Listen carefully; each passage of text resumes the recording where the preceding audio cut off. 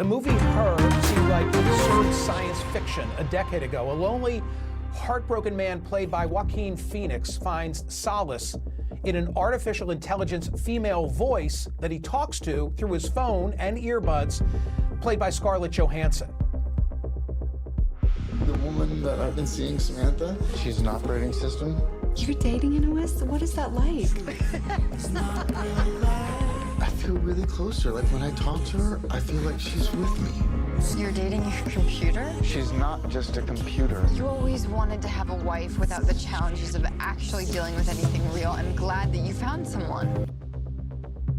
That sci-fi concept fast becoming a troubling reality. As an example, here's one of countless chatbot apps providing AI friends. It's called Cupid AI with a K for Cupid. It offers several avatars with distinct physical features and a list of personality traits for you to start interacting with and customizing. For instance, here's the opening message from an avatar named Alice, described as a curious and open-minded photographer.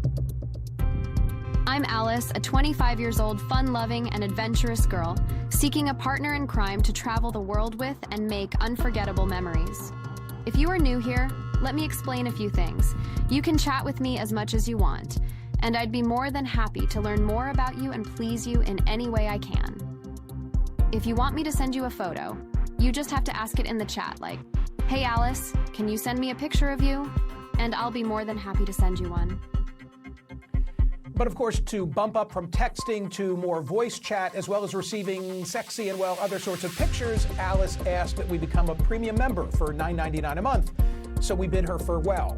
But there are many who are engaging. The Hill recently published a piece by my next guest, data science professor Liberty Vittert, under the headline, "AI Girlfriends Are Ruining an Entire Generation of Men." She wrote the following: apps have created virtual girlfriends that talk to you, love you, allow you to live out your erotic fantasies, and learn through data exactly what you like and what you don't like, creating the perfect relationship. And that young lonely men, quote, are choosing AI girlfriends over real women, meaning they don't have relationships with real women, don't marry them, and then don't have and raise babies with them. As I've discussed here before, we're living in an epidemic of loneliness among young men. Professor Scott Galloway told me that failing young men he perceives to be an existential crisis for the country.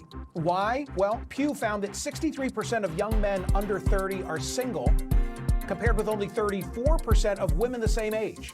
1 in 5 American men who are unmarried and not in a romantic relationship report not having any close friends. And according to Pew, there's a decline in the number of single men actively seeking relationships or even casual dates, currently around 50%. Joining me now is Liberty Vittert, professor of data science at Washington University in St. Louis and opinion contributor for The Hill. So not to be prurient at this time of day, but are all the needs of these young men able to be facilitated, taken care of by AI avatars? Well, you have to think about this word AI that is in this. It's not a virtual girlfriend, it's an AI girlfriend. So it learns from you. It learns what you like and what you don't like, what kind of pictures you like, what kind of pictures you don't like. And while not all needs are met, that is the next step, is actual physical girlfriends, AI ones for that matter. And so the next step or the next frontier is one that can meet all of your needs. So there's going to be some type of pairing between what I've already shown to the CNN audience and something 3D that's going to be, in your living room or bedroom? Yes, I mean, that is the world we are moving into. And as you said, it's enabling this entire generation of young men to continue in this loneliness epidemic. It's really the enabler for this to continue. Professor, what's going on with young women? If this is a trend among young men, is there something similarly taking place with the ladies? We don't see that. With as you saw, it's 2-to-1, the ratio of single men to single women. Young women are marrying older men because they want to have children. They have a biological clock, and so you see them being with older men. And that is obviously causing huge issues with birth decline. We've had a 50% decline over the past 60 years because women go with older men. We also see psychologically that younger women, they have more close friends, they have more wider groups of friends, and they are not being nearly as affected as young men in this sort of silent epidemic of loneliness. I have read about incels, involuntarily celibate guys who are angry about it. I think their argument is that women today are less approachable. Has something happened? Has something shifted in terms of the dynamics, the power dynamics between young men and young women? I guess that's my question. I think there's certainly an argument there that, I mean, if you look at college campuses, there's more women than men. Women are having careers, they're having children later. So there might be an argument that men need to adapt to this change in women, but calling it women's fault, I don't think is probably the right way to go.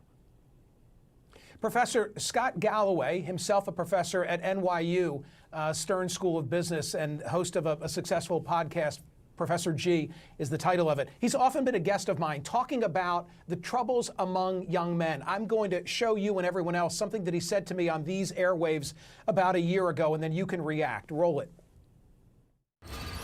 But the issue is, when you have a group of men, the lower half of attractiveness of men in online dating, which has doubled, now it's about half of relationships, and the top 20% of men in terms of attractiveness get about 60% of the interest, you end up with a group of men that are more prone to conspiracy theory, more prone to misogynistic content, more prone to not believe in climate change. So this is the American story. If it's written with a pen whose ink is failing young men, does not end well. This is an existential crisis, failing young men. Make sense to you, Professor Vittert?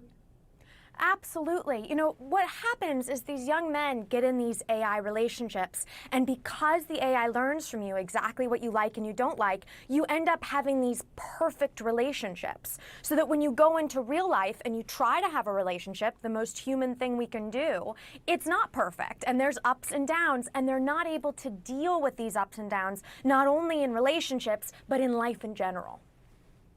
Professor Vittert, if a young man has an AI girlfriend, is there shame in that?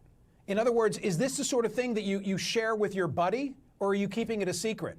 You know, it's interesting. It started off as something that was kept secret, sort of like the porn industry. Young men wouldn't talk about porn, or that was Playboy was hidden behind some house somewhere. But then it became part of the normal conversation, and that's what we're seeing with AI girlfriends. Is now it is becoming part of the normal conversation, and it's no longer shameful, which means it becomes significantly bigger. I mean, you saw, I hope you saw, I don't know if you have a return monitor, but we showed, can we put up again, Jordan, can you just show the imaging? It's so sophisticated, and I'm sure it's only going to get better and better. And I'm wondering the impact that it's going to have on a young man's, I'm showing one of these avatars right now. I'm also wondering, much like porn being ubiquitous, it's going to raise expectations, right? If porn is so accessible among young men, they're going to have expectations that that's, the natural course of business, when perhaps it isn't. I think I'll say it that way. And similarly, when there's an avatar who looks like that, it too is going to set expectations. You get the final word. You can set things down to their rear end size. So you can set anything you want, which is going to create really terrible expectations and just continue this epidemic of loneliness that has enormous repercussions. I'm going to read some social media aloud, so don't tap out yet. Let's see what we have. Put it up on the screen. Here we go. Human relationships are hard. AI relationships are easy. It's unhealthy for technology to save us from all of life's challenges, says Conspiracy Crush. But Professor Vittert, I don't know how we put this genie back in the bottle, right? I'm not sure there is a way to keep the AI genie back in the bottle. I think we have to address these issues at the root of them, which is where this loneliness starts. And that will be what solves this, if ever. One more social media. Put it up if you can, Jordan, and I'll read it aloud. What do we have? AI is a quick fix that will eventually backfire, I think, says Kelly. I think the backfiring, Professor Vittert, has already begun, and the level of sophistication when the pairing that you referenced is now a part of this drill. My God, the world's coming to hell in a handbasket. Your final thought is yours. I think we're going to see what we only dreamed of in the movies, and it's not a really good reality. Yeah. Thank you so much. That was really, really of interest. Thank you.